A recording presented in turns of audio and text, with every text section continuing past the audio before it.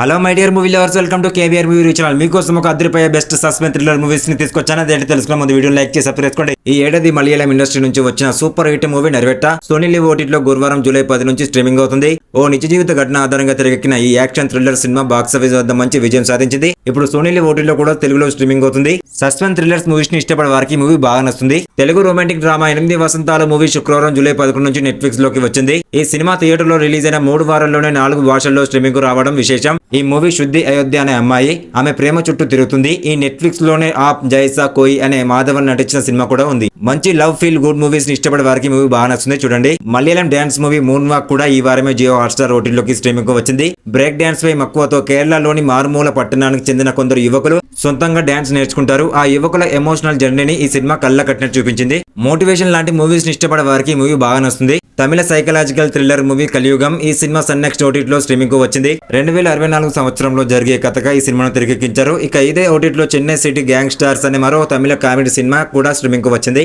ఈ కలియుగం మూవీ కూడా తెలుగులో స్ట్రీమింగ్ అవుతుంది. కావాలనుకుంటే చూడండి, బాగుంటుంది మూవీ. రామ్ గోపాల్ వర్మ సమర్పించిన బోల్డ్ సైకలాజికల్ థ్రిల్లర్ మూవీ పేరు వచ్చేసి షారీ.